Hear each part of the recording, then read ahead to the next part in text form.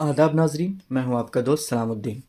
आज हम फिर लेकर आए हैं आपके साथ एक नई वीडियो, जिसमें आज हम सिर्फ और सिर्फ सवालात करेंगे कि कुछ अहम सवालात जो मुख्तलिफ इम्तिहानात में आ चुके हैं उस पर गुफ्तगू करेंगे। तो उन सवालात में आइए हम सबसे पहले बात करते हैं कि सवालात कैसे होंगे। तो क्योंकि अब हमारे पास ख़ास तौर से बीपीएससी के लिए समय वक्त नहीं रहता है, तो इस पर हम काम करेंगे कि कुछ अहम सवालात आएँ जो सीधे सीधे तौर पर सवाल पूछे गए हैं। सबसे पहला सवाल कि सबरस की सन तसनीफ़ क्या है।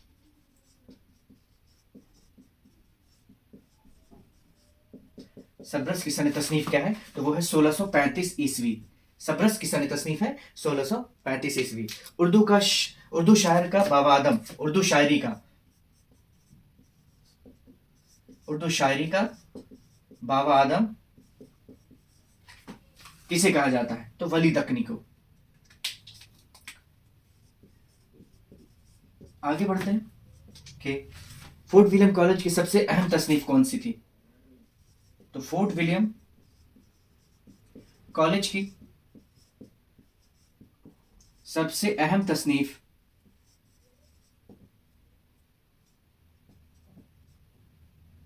वो कौन सी थी? बागो बहार। किसने लिखा था? मीर अमन ने।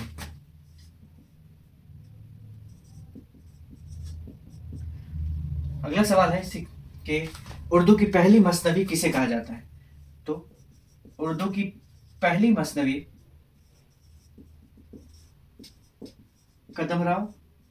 पदमराव है, जिसको फखरुद्दीन निजामी बेदरी ने लिखा है। अगला सवाल, मकर शायराना किसे कहा जाता है? किसकी खूबी है? मकर शायराना मोमिन की खूबी है। अगला सवाल है कि कुली कुतुब शाह का दरबारी शायर कौन था? तो कुली कुतुब शाह का दरबारी शायर मुल्ला वज्जी।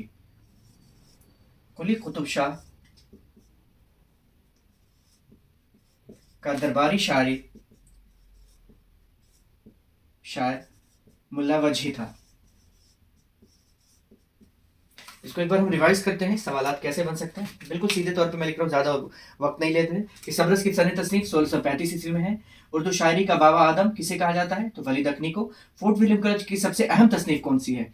तो सबसे अहम तसनीफ है बागो बहार। इसको लिखा था मीर अमन ने। कई तरह के सवाल आ सकते हैं कि मीर अमन ने किसने लिखा। अच्छा, मीर अमन है क्या? तो मीर अमन ये है। बागो बहार है क्या? तो ये दास्तान है। सबरस उसी तरह, सबरस भी एक तमसीली दास्तान है। उर्दू की पहली मसनवी किसे कहा जाता है? कदमराव पदमराव को। कदमराव पदमराव किसने लिखा? फखरुद्दीन निजामी बेदरी ने। तो इससे सवाल बन सकते हैं कि उर्दू की पहली मसनवी कौन सी है? तो वो है कदमराव पदमराव। लिखा किसने? फखरुद्दीन निजामी ने। मकर शायराना किसकी खूबी है? तो मोमिन खां मोमिन की खूबी है। तसव्वुफ के सबसे बड़े शायरों में से थे, और इन्होंने कभी भी अपने आप को तसव्वुफ से नीचे नहीं उतारा। कुली शाह जो उर्दू का पहला साहिब दीवान शायर, पहला साहिब दीवान शायर कौन था? कुली कुतुब शाह। तो और उसके दरबारी शायर कौन था? तो मुल्ला वजही उसका दरबारी शायर था। आगे बढ़ते हैं, चाहे तो आप इसे नोट कर ले।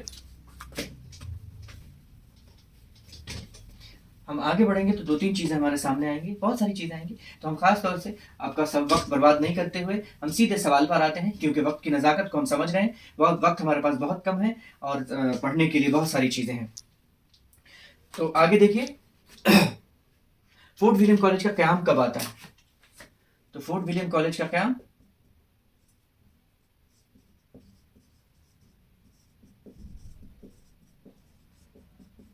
1800 ईस्वी में होता है। फोर्ट विलियम में ही बागो बहार की तसनीफ की जाती है, सबसे अहम तसनीफों में से एक है उनकी। आगे देखते हैं, प्रेमचंद का आखिरी नॉवेल हम पहले बात कर चुके हैं। ये सवाल कहीं रिपीट हुआ है, इसलिए मैंने लिखा है। प्रेमचंद का आखिरी नॉवेल गौदान है। अच्छा, कई बार सवाल आता है उनका नामुकम्मल नावल कौन सा है? तो नामुकम्मल नावल जो है वो है मंगलसूत्र। खुतबात अहमदिया किसने लिखा? तो खुतबात अहमदिया का मुसन्निफ सर सैयद अहमद खान है। अहमद खान है, ठीक है। आगे हम देखते हैं कि तकाबली तनकीद, जो मुकाबला तकाबुल करना है एक से दूसरे का, किसने बुनियाद डाली उर्दू में? तो तकाबली तनकीद की बुनियाद उर्दू में शिबली ने डाली। मवाजना अनीसुद्दबीर जो है शिबली ने डाली। आगे हम देखते हैं, एक दो और सवाल हमारे पास है कि नाविल आग का दरिया में शऊर की रूह का इस्तेमाल किया गया है। कई बार सवाल आया है, नाविल आग की दरिया में शऊर की रूह का इस्तेमाल हुआ है।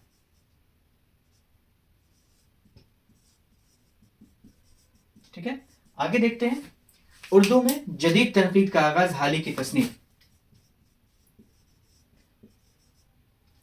उर्दू में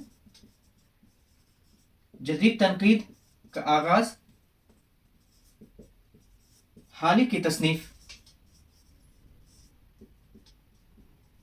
मुकदमा शेर व शायरी से होती है।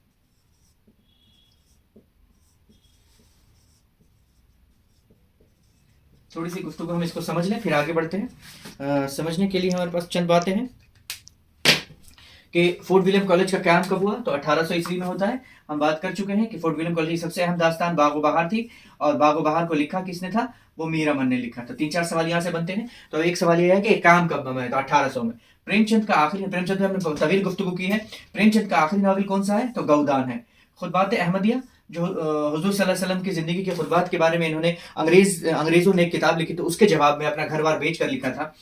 बहुत बड़ा काम है सर सैयद अहमद खान का, तो ये सर सैयद अहमद खान ने लिखा था। तकाबली तनकीद, यानी कि दो लोगों का मवाजना करना, उसके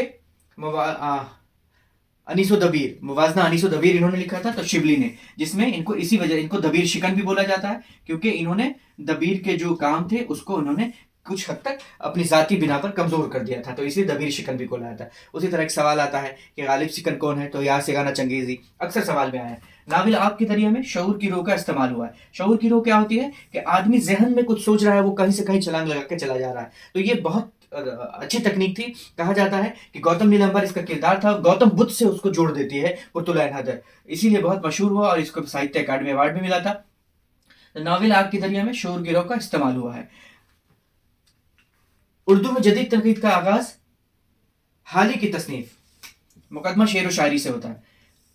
इन्होंने एक अपनी किताब में के आखिर में लिखा था मुकदमा शेर व शायरी, जिसमें शेर व शायरी के लिए इन्होंने कुछ उसूल बांधे थे, उसी को उर्दू में तनकीद का आगाज माना जाता है।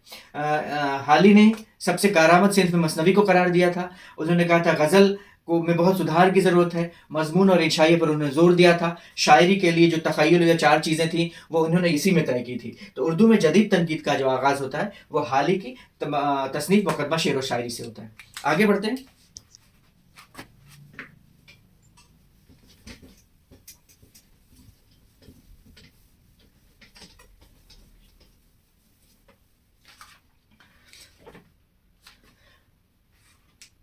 यादगार गालिब का मुसन्निफ कौन है?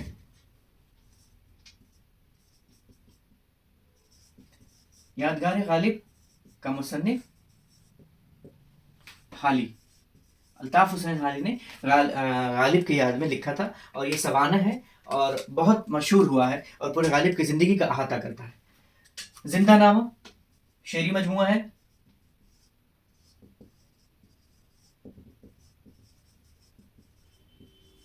इसे फैज अहमद फैज ने, फैज अहमद, ये फैज का शेरी मजमुआ है।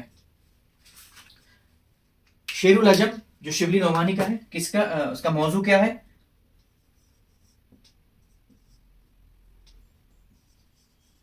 अजम का मौजू क्या है? तो शेरुल अजम का मौजू है फारसी शायरी, फारसी शायरी। आगे बढ़ते हैं कि शिबली ने जो हयात जावेद, ये भी शिबली ने हयात जावेद को मुदल्लिल मद्दाही कहा है। आगे बढ़ते हैं। सीरतुन नबी की तकमील किसने की? तो सीरतुन नबी की तकमील जो की थी वो सैयद सुलेमान नदवी ने की थी, और इसको शुरू जो किया था वो अल्लामा शिबली नोमानी ने शुरू किया था। जो नॉवेल अफसाने या दास्तान लिखे जाते थे उसमें दो तरह की ज़बान इस्तेमाल होती है, एक सादा आम बोलचाल दिल्ली की टकसाली ज़बान और एक लखनऊ की ज़बान, जिस मुकफ़ा मुसज्जा और इतने पेचीदा मुहावरे इस्तेमाल होते हैं थे। तो दो मिसालें मिलती हैं, एक तो मिलती है कि बिल्कुल दिल्ली की टकसाली ज़बान आम ज़बान में कौन लिखता था, कौन सी था, तो बागो बहार के बारे में कहा जाता है कि दिल्ली की सबसे आम टकसाली ज़बान है, बोलचाल की ज़बान इस्तेमाल की गई। और वहीं फसाना अजाब के ताल्लुक से कहा गया है कि उसमें मुकफ़ा और मुसज्जा इबारत का इस्तेमाल किया गया है। तो इस पर हम लिखते हैं कि मुकफ़ा और मुसज्जा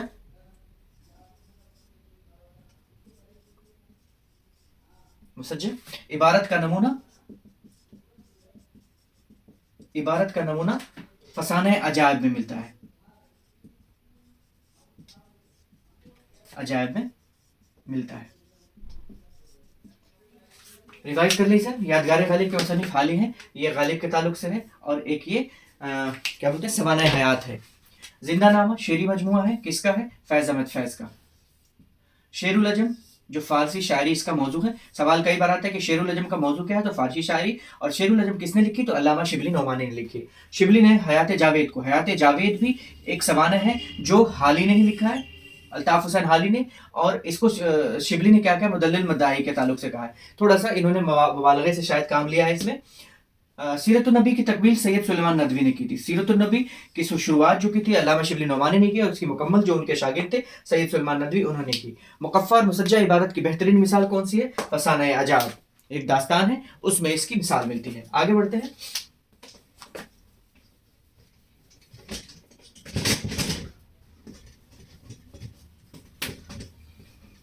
आगे जब हम आएंगे तो ये आपको सारे सवालात ही बता रहा हूँ ताकि बहुत आसानी के साथ और बहुत अच्छे से आपका सवाल पेपर क्लियर हो और आप सभी का सिलेक्शन बीपीएससी के जरिए हो जाए। हमारी नेक ख्वाहिशात आपके साथ हैं। कदम राव पदम राव फखरुद्दीन निजामी की मस्तवी हम पहले ही बात कर चुके हैं, तो इसको हम नहीं लिखेंगे। खुदा की बस्ती शौकत सिद्दीकी का नाविल है, ये सवाल आया हुआ है। खुदा की बस्ती शौकत सिद्दीकी का नाविल है। दो गज जमी अब्दुल समद का नाविल है। दो गज जमी अब्दुल समद का नाविल है। आगे देखेंगे गौतम निम्बर का किरदार, अभी हमने बात की थी ना जिसमें शऊर गिरोह का इस्तेमाल हुआ है। गौतम नीलंबर का किरदार आग के दरिया में पेश किया गया है।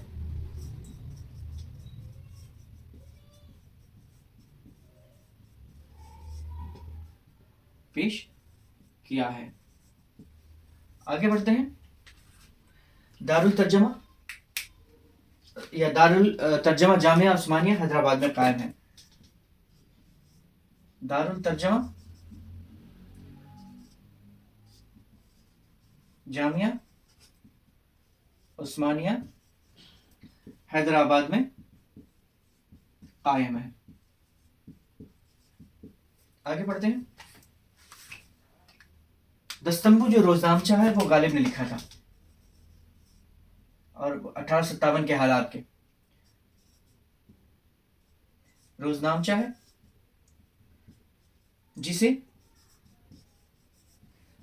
गालिब ने लिखा था। गालिब का पहला तखल्लुस क्या था, असद। गालिब का पहला तखल्लुस असद था। तो आइए हम एक बार रिवाइज कर लें फिर आगे बढ़ेंगे। कि खुदा की बस्ती शौकत सिद्दीकी का नाविल है, शौकत सिद्दीकी का नाविल है। दो गज ज़मीं अब्दुल समद का नाविल है। गौतम नीलंबर जो है आग का दरिया का किरदार है, और आग का दरिया किसने लिखा था, कुर्तुला हैदर ने, और इसमें शऊर की रोह का इस्तेमाल किया गया था। दारुल तर्जुमा उस्मानिया कहाँ कायम है, तो ये हैदराबाद में कायम है। दस्तंबू रोजनामचा है जिसे गालिब ने लिखा था। गालिब का पहला तखल्लुस असद था। आगे बढ़ते हैं कि हसरत मोहानी का असल नाम क्या था। कई बार सवाल आया है इसलिए मैं आपसे पूछ रहा हूँ कि हसरत मोहानी का असल नाम क्या था। तो हसरत मोहानी का असल नाम था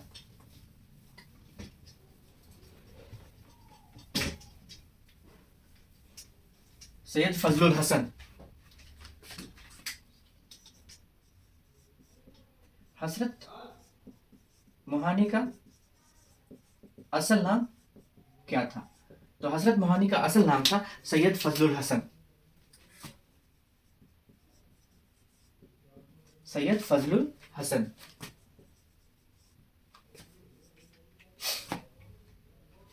सर सैयद की तसनीफ है आसारुस सनादीद।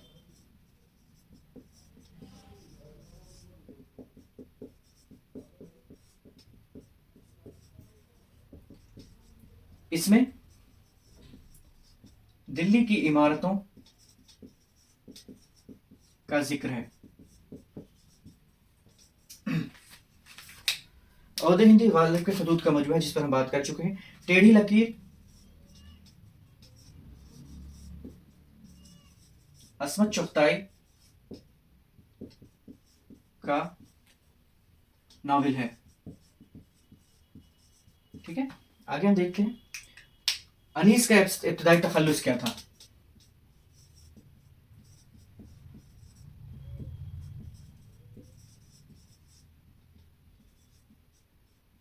तो अनीस का इब्तदाई तखल्लुस हज़ी था। कुरान पाक का उर्दू तर्जमा सबसे पहले शाह बुरहान रफीउद्दीन ने किया था।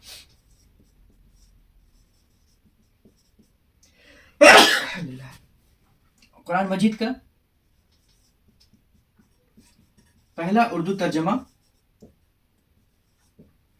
शाह बुरहानुद्दीन,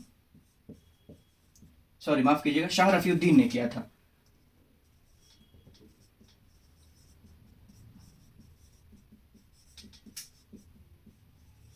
ठीक है, एक बार हम देख लेते हैं कि हजरत बहानी का असल नाम क्या था। सैयद फजलुल हसन।